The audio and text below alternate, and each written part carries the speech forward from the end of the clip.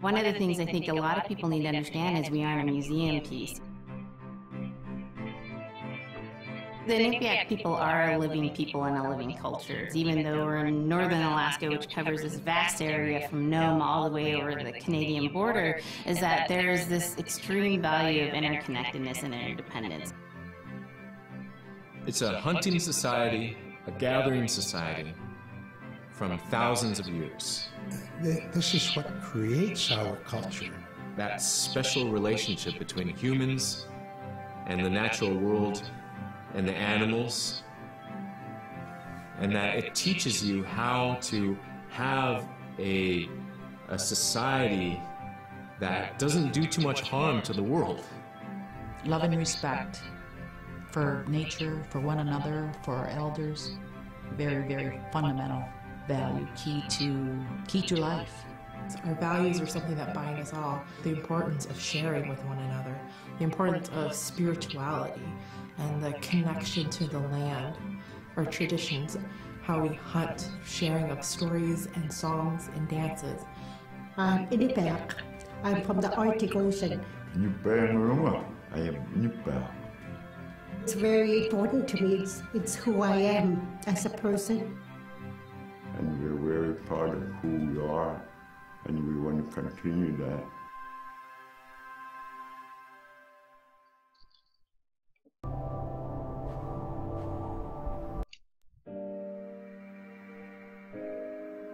So scrimshaw is this really beautiful method of art that's done either on baleen or ivory, and traditionally it was used to tell stories. Each ritual is telling a story of some event.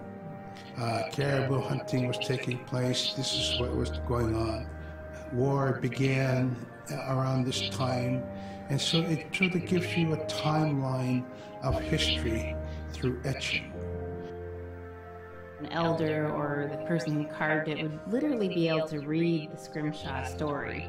They're like reading a book, in a way. A lot of the storytelling traditions would be things that after the storytelling was done, we'd just rely on the next person telling it. And so scrimshaw is a very important way for Alaskan Native people to record their history.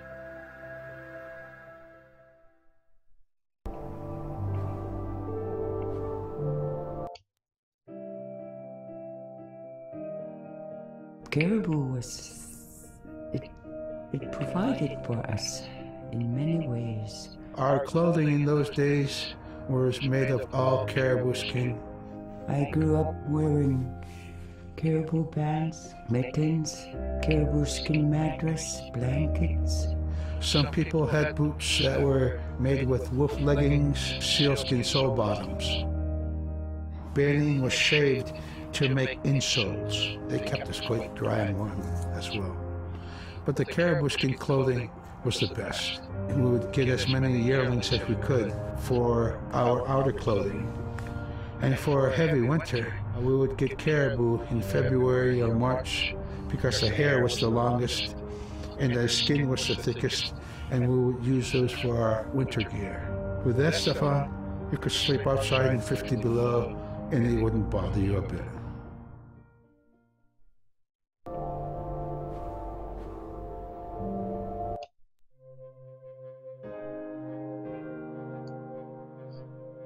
In the winter, when we were traveling, we didn't build sod houses, we built snow houses. In Canada, they call them igloo, but here in Alaska, we call them apuya. We'd do a day of travel, and then we'd make an apuya. The next day, my father would set traps, spend the day there, rest the dogs, give them something to eat, and then the following day, we continued to the next place. We'd go to my dad's sister, who had a house at Dubark. They had a small sod house over there. We didn't have to do anything. We just visit with them, and my dad and my sister were glad to see each other, and they'd talk away while us kids played outside or go to sleep. By the time we get back to our home, my father would leave us with our aunt or with my grandmother. and then he'd start on his trips and go check his trap line. We were not into 8 to 5 kind of time, you know. We're in a totally different kind. We're in ecological time.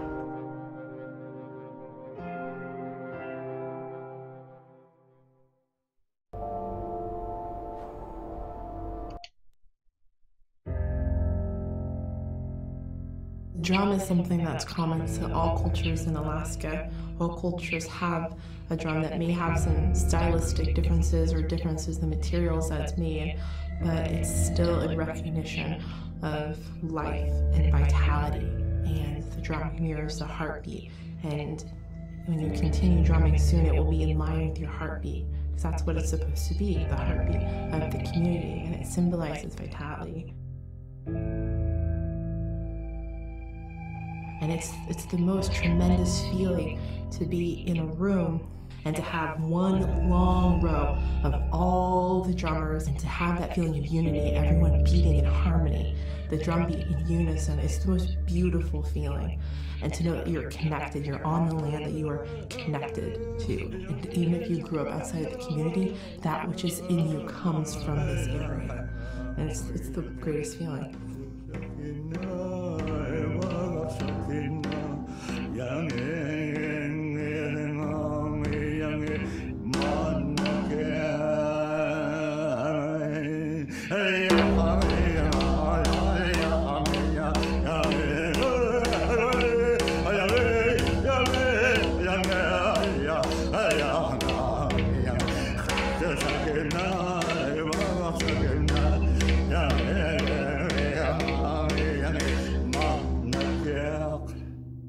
Man, I went at it and look what happens.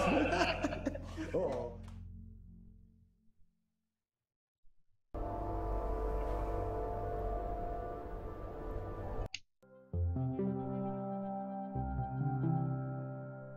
They're just like other people. They just happen to be very small and extremely strong. These are stories that are common throughout Alaska. It's normally that people are in a size from your elbow to the tips of your fingers, and they possess superhuman strength. So they may be tiny, but they can carry a whole caribou. And if you go up north and you talk to a number of the people in the community, they'll talk about having seen the little people. There's a place at home that we know, but we don't profess it to anybody. But it's not like the boogeyman. They can be mischievous, they can be ornery, or they can be helpers. And every now and then, we might have the opportunity to see them, especially if they want us to see them. The fact that it's across Alaska really tells you something about our history and how we interacted with nature around us.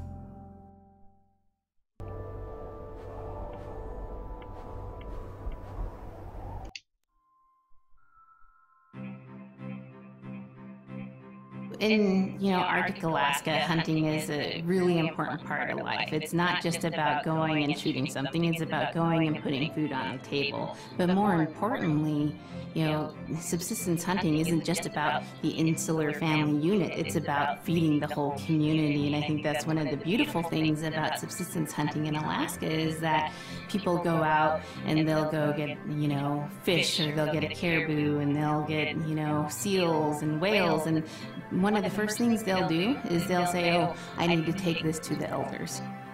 This isn't just about one individual surviving or one family surviving, it's about the whole community. We didn't just go out and kill and put in a freezer. It's like a ritual that I learned from my parents. It's all about relationship. I don't know, I think there's a lot of camaraderie involved. And just being out on the land or being out on the ocean, it's like getting back in tune. I'd rather be out there. To me, once I go out there, it's the world that I learn from.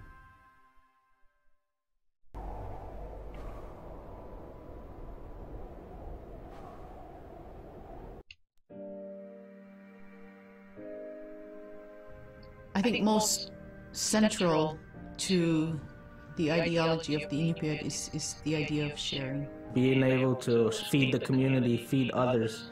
That's why we hunt. In the old days, it's That's what you needed to survive, you know? The sharing is important because it's how the community survives together collectively. We just give. That's how I grew up. That's the way I'm always gonna be. Because of who we are, we always think about other people first. If our people didn't share in the old days, we wouldn't have survived in this harsh, climate, environment.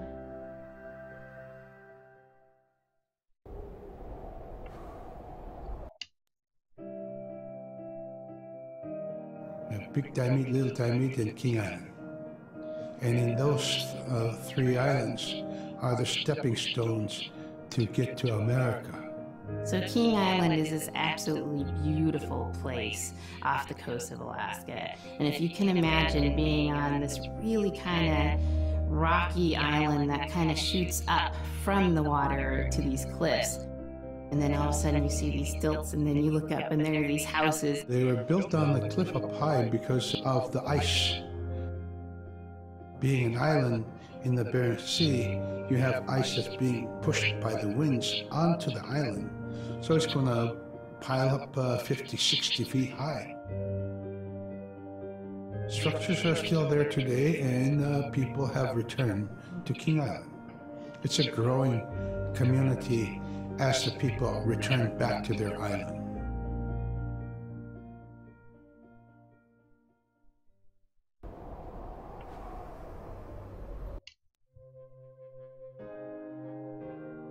When I was young, my mom, whenever the Northern Lights came out, she just whistled. Boy, they come alive. Just keep whistling and that aurora will, just like, you can almost hear it. And then she explained to me a little bit later that those are children, and children who've passed away when they were children. You don't want to draw them in too much, is what she said, because then they could play football with your head, play Eskimo football, and that's what they want to do. They're always playing, those children up there. Don't play out without your hood on. If you don't have your hood on, the aurora person is going to come down and chop your head off and play ball with your head.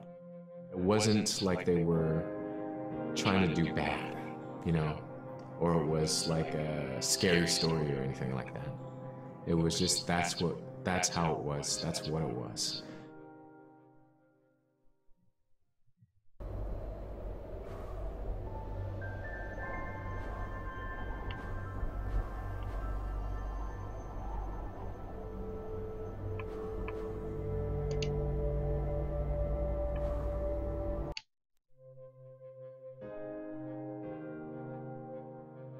We're taught that there's no hierarchy. It's not everything else, and then man, humans on top, and they're separate from everything.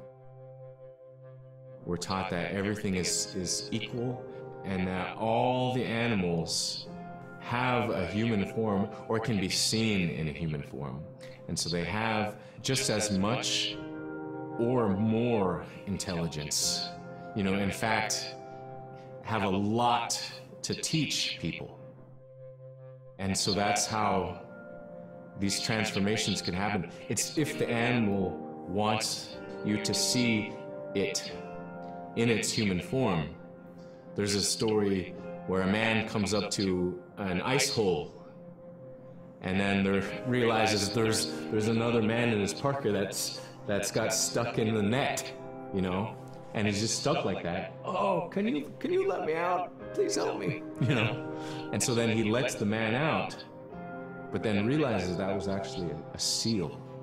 That was a seal man. And just because that seal wanted that help, that seal allowed itself to be seen in human form.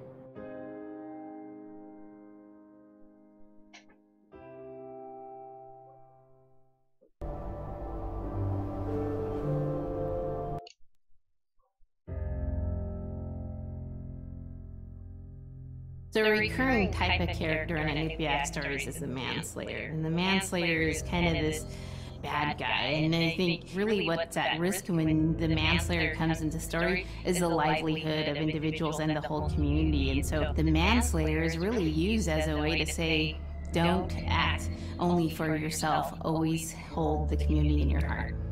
Oftentimes in these stories, there's one person that will stand up. And what this humble person will represent, who faces that manslayer, is a return to order, a return to true living in the community. And it just takes that one person. It could just be that one person that can help to change everything. Because everyone wants to live a good life. Everyone wants to have a good community.